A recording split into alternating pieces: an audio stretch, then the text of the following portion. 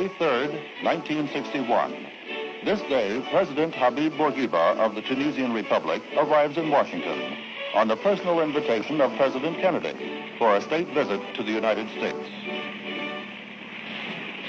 President Bourguiba is the first chief of state to be invited by President Kennedy, who has hailed him as a dynamic leader and a courageous statesman. American President John F. Kennedy and Mrs. Kennedy arrive at the airfield to wait for the Tunisian leader.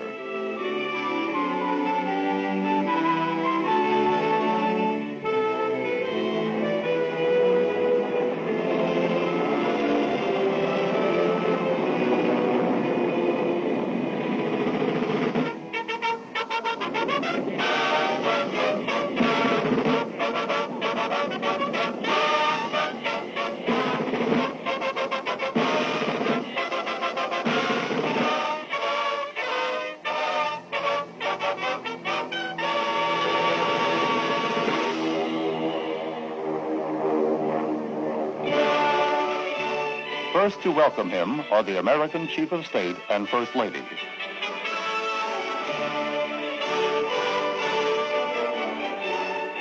An immediate sympathy springs up between the wives of the two leaders, who greet each other in French. Among the top diplomatic and military dignitaries on hand to welcome the president are Secretary of State Dean Rusk and Mrs. Rusk.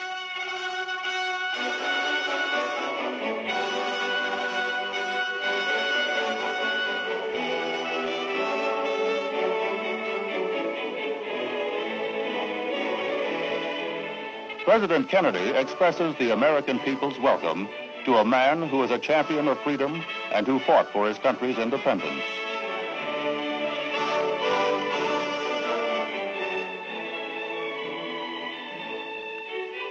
Following the warm reception at the airport, the presidential party leaves for the city of Washington.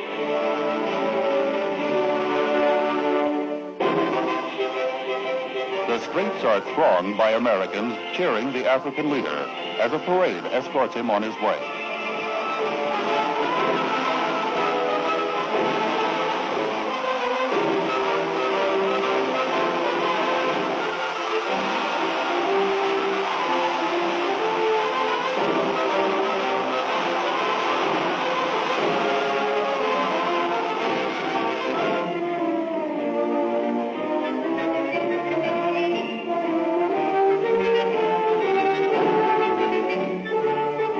During their stay in Washington, President and Mrs. Bourguiba will make their home at Blair House, the residence of official guests of the American president. Later in the day, escorted by the American Chief of Protocol, Andrew Bittle Duke, the visitors set off on a drive around Washington.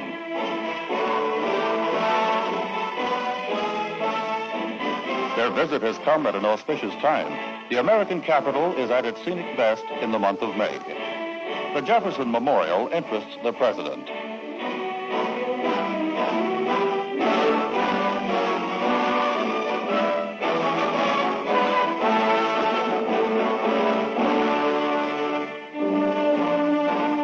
The Lincoln Memorial honors one of the best-loved American presidents.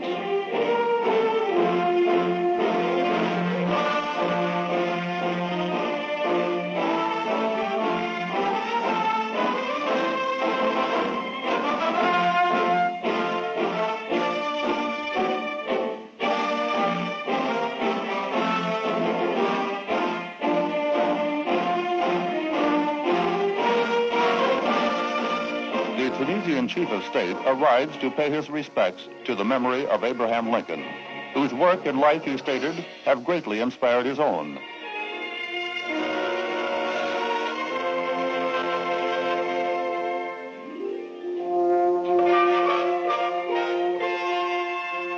As the party leaves, they see in the distance the memorial to America's first president, the Washington Monument.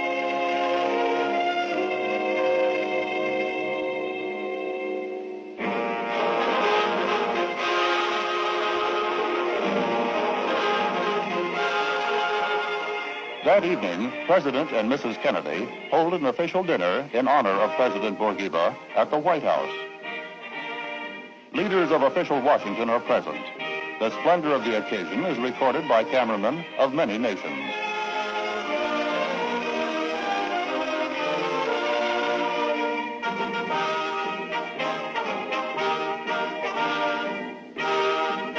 President and Mrs. Bourguiba are accompanied by Ambassador Habib Bourguiba Jr. and his wife. Vice President Lyndon B. Johnson and Mrs. Johnson. Assistant Secretary of State G. Menon Williams and Mrs. Williams, and United Nations Ambassador Adlai Stevenson arrive for the occasion. The two leaders and their wives greet the guests. At dinner, President Kennedy toasted President Bourguiba as a revolutionary who has turned his talents to bringing goodwill and peace to his people and to the people of neighboring countries.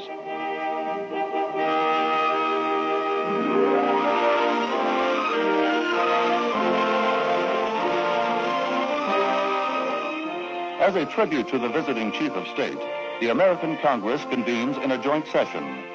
Responding to their invitation, President Bourguiba will address the Senate and the House of Representatives.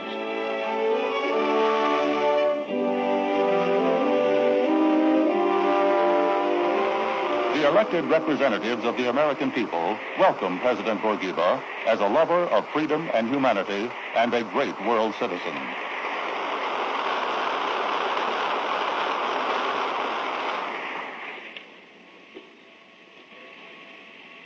Honorables membres du Congrès, c'est pour moi une joie, en même temps qu'un honneur, de m'adresser. Honorable members of Congress, it is both an honor and a great joy for me to address the representatives of a friendly people who share with us the same devotion to the deepest human values. The primary quest of nationalism, as President Kennedy has so well understood it, is essentially liberation from the degrading subjugation of man to man and of people to people.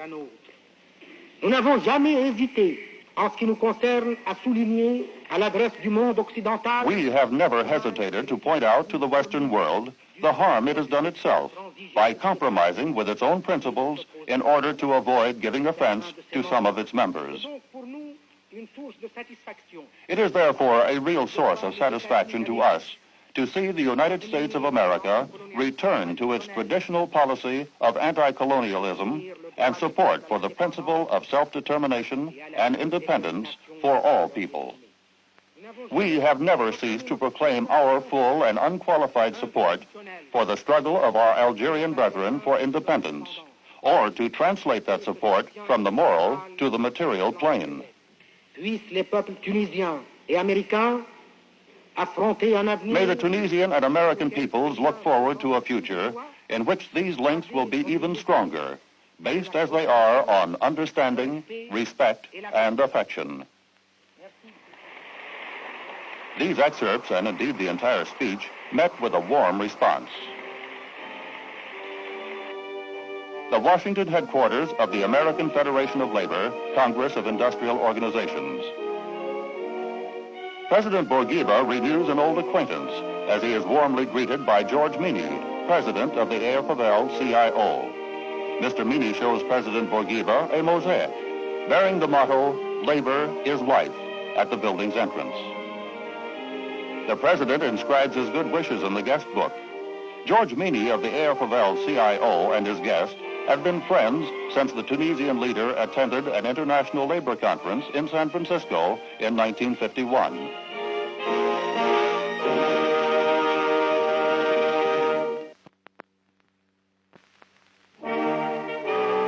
The Washington Mosque, which is also a center for Islamic studies, is among Washington's most picturesque structures.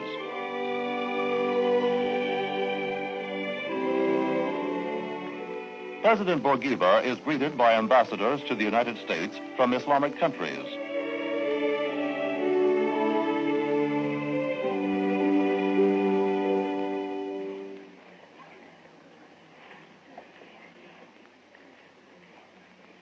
The director, Dr. Mahmoud Hobala, and the president discuss some of the cultural programs, including those which are designed to promote a greater understanding of Islam among non-Muslims.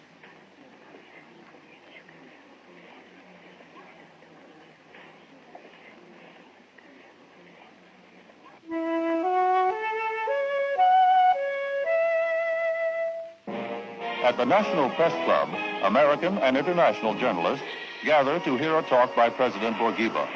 The welcome is tumultuous. In the words of one reporter, "We are happy to see you. As always, you bring us good fortune."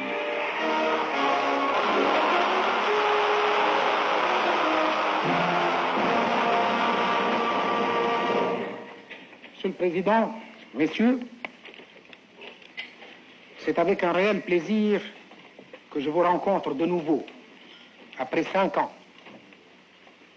et que je salue en vous les représentants. It is a real pleasure to meet you again after 5 years, and to salute you as the representatives of the American press, and even of the non-American press.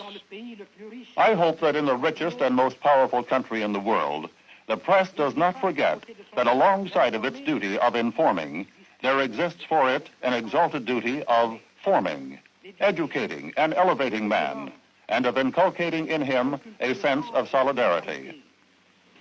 Merci, Monsieur le Président.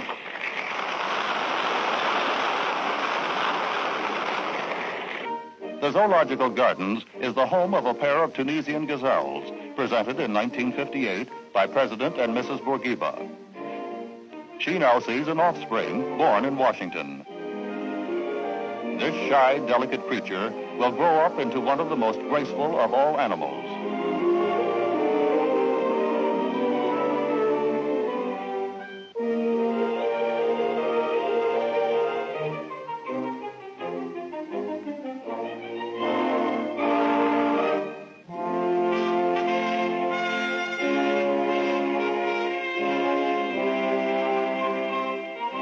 At the White House, President Bourguiba and President Kennedy have an exchange of views on a broad range of subjects. At these talks, President Bourguiba stressed Tunisia's desire to realize its human and material potential through a well-conceived national program. The two presidents agreed that the cooperative efforts of the two countries should be continued and expanded. We have developed extremely friendly personal ties during this visit.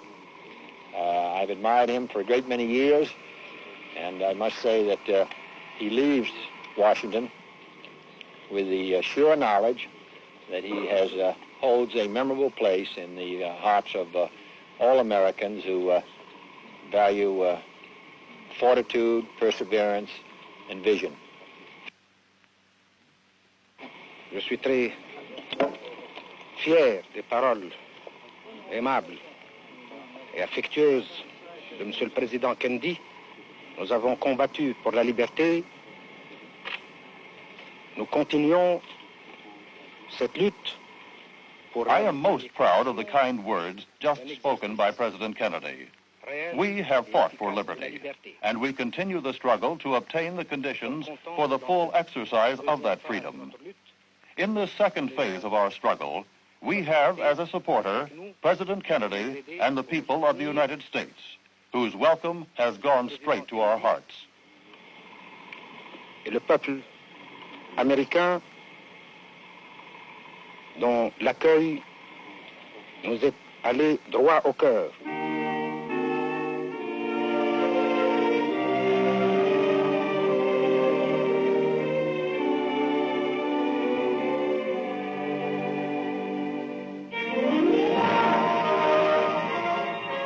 That night, the Hotel Mayflower is the scene of a dinner given by President and Mrs. Bourguiba in honor of President and Mrs. Kennedy.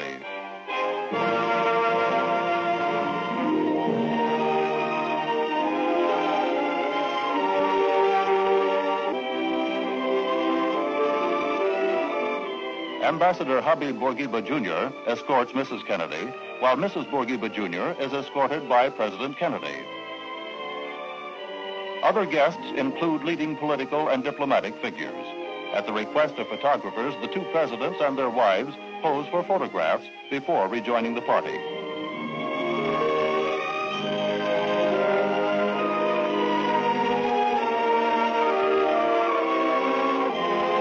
This is the eve of President and Mrs. Bourguiba's departure from the nation's capital. New York City showers its welcome on the Tunisian president in the form of confetti and ticker tape, a traditional greeting reserved for the most esteemed visitors. 200,000 New Yorkers line the streets and lean out of buildings to cheer President Bourguiba.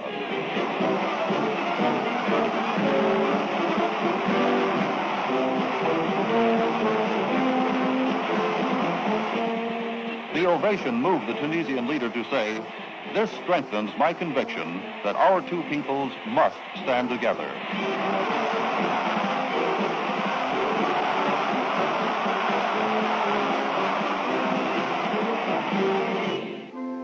After the parade, to the Tunisian Trade Office in one of New York's most fashionable areas. A deep interest in how his country's export products are displayed and presented in the United States led President Bourguiba to come and see for himself.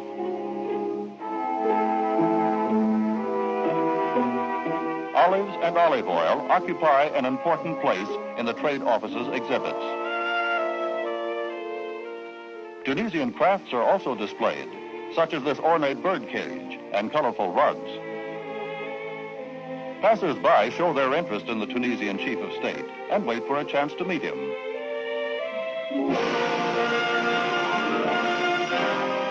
The United Nations, in which rest so many hopes for the peace and prosperity of the world, awaits the arrival of one of its staunchest supporters.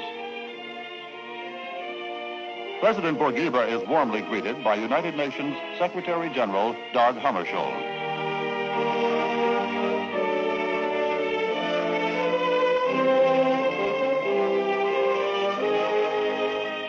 The visitor is about to unveil an archaeological treasure, a gift of Tunisia to the United Nations.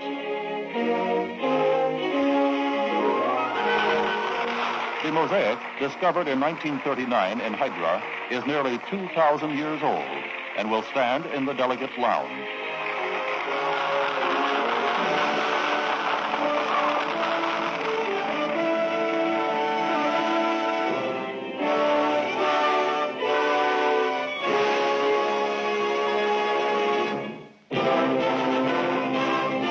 In a specially arranged meeting with envoys of African and Asian countries, President Bourguiba expressed his hope for African unity, but stated that it would have to be based on a realistic awareness of the diversity among African nations and peoples.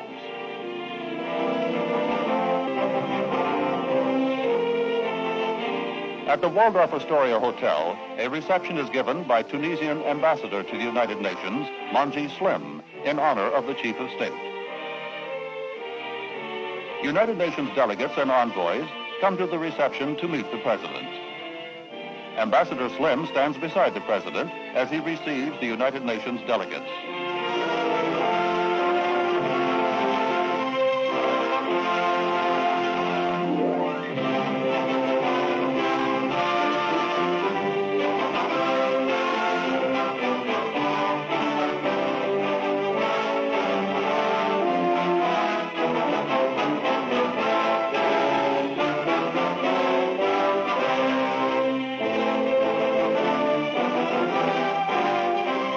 As he concludes his visit, President Bourguiba has this to say.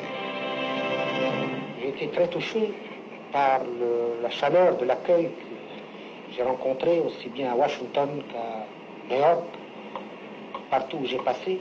I have been very touched by the warmth of the welcome which I have encountered in Washington as well as in New York, everywhere I have gone, which proves to me that the American people feel the greatest friendship for the Tunisian people, a source among the Tunisian people of a great pride.